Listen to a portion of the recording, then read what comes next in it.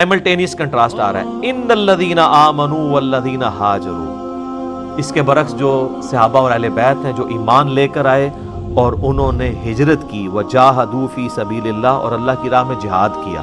جہاد کہتے ہیں کوشش کو، یہ کوشش ہی تھی نا، اپنے جان مال کی قربانی کر کے وہاں سے ساری جائیداد چھوڑ کے بھی بچوں کو لے کے آ جانا یہاں پہ، اور اس کا اعلیٰ ترین درجہ قتال ہے۔ اولئک یرجون رحمت اللہ، کیا پیارے الفاظ ہیں۔ اللہ تعالیٰ ہمارا یہ وہ لوگ ہیں جو اصل میں اللہ کی امید، اللہ کی رحمت کی امید رکھنے والے لوگ ہیں۔ یعنی اللہ کی رحمت کی امید رکھنے والے وہ نہیں ہیں جو نماز بھی نہیں پڑھتے اور کہتے ہیں اللہ تعالیٰ بڑا غفور۔ کیا پیارے الفاظ ہیں۔ اللہ تعالیٰ ہمارا یہ وہ لوگ ہیں جو اصل میں اللہ کی امید، اللہ کی رحمت کی امید رکھنے والے لوگ ہیں۔ یعنی اللہ کی رحمت کی امید رکھنے والے وہ نہیں ہیں جو نماز بھی نہیں پڑھتے اور کہتے ہیں اللہ تعالیٰ بڑا غفور رحیم ہے۔ یہ رحمت کی ڈیفینیشن ہے، یہ انڈیا پاکستان بنگلہ دیش کے لیے بڑی سخت آیت ہے۔ کیا الفاظ ہیں، اولئک یرجون رحمت اللہ، یہ وہ لوگ ہیں جن کو رحمت کی کوئی امید ہے۔ اچھا، رحمت کی امید ہمارے تو انڈیا پاکستان بنگلہ دیش میں رحمت کی امید اس کو ہوتی ہے جو کچھ نہیں کرتا، وہ کہتا ہے میں بڑا گناہ گار ہوں، اللہ اپنی رحمت سے معاف کر دے گا۔ اور اللہ کیا کہہ رہا ہے کہ رحمت کی امید کن لوگوں کو ہے؟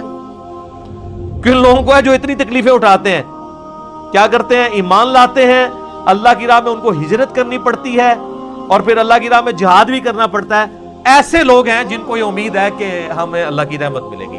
تو اللہ کی جو ڈیفینیشن جو کتابی خدا ہے نا، اس لیے تو ہم کہتے ہیں مرنے سے پہلے اے مسلمان کر لے اس پہ غور، کتابوں کا خدا اور ہے، بابوں کا خدا اور۔ یہ کتابوں کا خدا یہ کہہ رہا ہے کہ میری رحمت کی امید اصل میں ان لوگوں کو ہے جو لوگ ایمان لے کر آتے ہیں، پھر ایمان کے راستے میں وہ ہجرت کرتے ہیں، یعنی تکلیفیں اٹھاتے ہیں، اور سب سے بڑی تکلیف جہاد، ان کو جان مال عزت آبرو سب کی قربانی دینی پڑتی ہے۔ اصل میں وہ لوگ ہیں جن کو یہ امید ہے کہ ہمیں رب کی رحمت ملنی ہے۔ ظاہر ہے جس کو یہ امید ہو کہ مجھے رزلٹ ملنا ہے وہی محنت کرتا ہے نا۔ تو یہ جو خالی کھلی محنت کرنے والے لوگ ہیں، آپ دیکھیں میں بڑے بڑے یعنی لوگوں کو دیکھتا ہوں، یہ کئی اینکرز ہیں، وہ جناب ذرا اللہ رسول کی بات کرتے ہیں ان کی آنکھوں میں آنسو آ جاتے ہیں، ٹیشو پیپر بھی نکال لیتے ہیں، حالانکہ ان کی زندگی میں اللہ رسول کسی جگہ پہ موجود نہیں ہوتا۔ اور سر یہ جو آنسو ہے نا، یہ تو آپ کوئی بھی آپ دانش کی موت دیکھ لیں تو آپ کے آنسو نہیں روکتے ہیں۔ میرا اس پہ بھی کلپ آیا ہے۔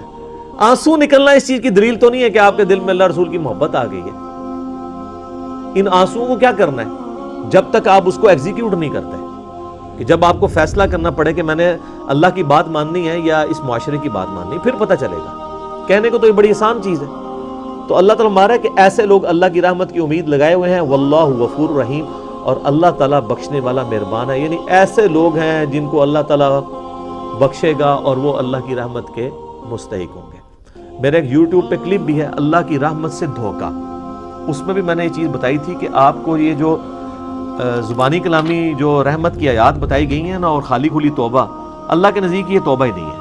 یہ آپ اپنا بلو والا قرآن نکالیں نا، اس کے پیج نمبر 282 پہ پہلی آیت ہی یہ ہے، اور یہ سورۃ النحل کی آیت نمبر 119 ہے۔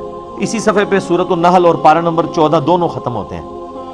یہ اللہ تعالیٰ نے اپنا یونیورسل ٹروتھ بتا دیا ہے کہ اللہ تعالیٰ معاف کسے کرتا ہے۔ اللہ کے نزدیک رحمت کی امیدوار اور معافی کے امیدوار لوگ کون ہیں؟ ثم ان ربک للذین عملوا السوء بجہالۃ، اس کے بعد تمہارا رب ان لوگوں کے حق میں جو کہ جہالت کے اندر بھول چک میں برے اعمال کر لیتے ہیں، ثم تابوا، اس کے بعد وہ توبہ کر لیتے ہیں، من بعد ذلک، اس کے فوراً بعد، واصلحوا، اور پھر صرف توبہ نہیں کرتے بلکہ اپنی اصلاح بھی کر لیتے ہیں، ان ربک من بعدها، بے شک تیرا رب یہ سب کچھ کرنے کے بعد لغفور الرحیم، ضرور بخشنے والا مہربان ہے۔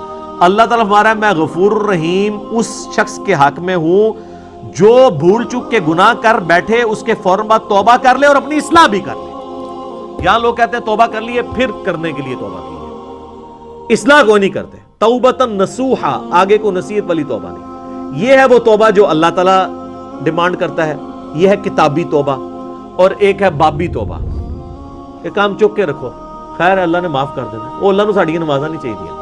اللہ نے کب کہا کہ مجھے تمہاری نمازیں چاہیے؟ اللہ کہتا ہے تمہیں تمہارے لیے نمازیں چاہیے، میرے لیے نہیں، اپنے لیے تمہیں چاہیے۔ صحیح مسلم کی حدیث 246، بندے کے کفر اور ایمان شرک اور اسلام کے درمیان فرق ہی نماز ہے. نماز پڑھنے والا اللہ کے حضور مسلمان ہے، نماز نہ پڑھنے والا اللہ کے حضور عملاً کافر ہے، اور پاکستان کے شناختی کارڈ میں وہ مسلمان ہے.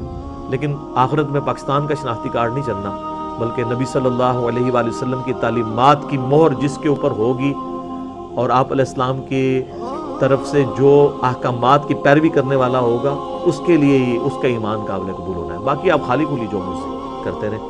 اللہ تعالیٰ سے دعا ہے جو حق بات میں نے کہی اللہ تعالیٰ ہمارے دلوں میں راسخ فرمائے. اگر جذبات میں میرے منہ سے کوئی غلط بات نکل گئی اللہ تعالیٰ ہمارے دلوں سے ہی اسے معاف کر دیں، ہمیں معاف بھی کر دیں. ہمیں کتاب و سنت کی تعلیمات پر عمل کر کے دوسرے بھائیوں تک پہنچانے کی توفیق عطا فرمائے. سبحانک اللہم و بحمدک اشہد ان لا الہ الا انت استغفرک و اتوب الیک وما علینا الا البلاغ المبین. جزاکم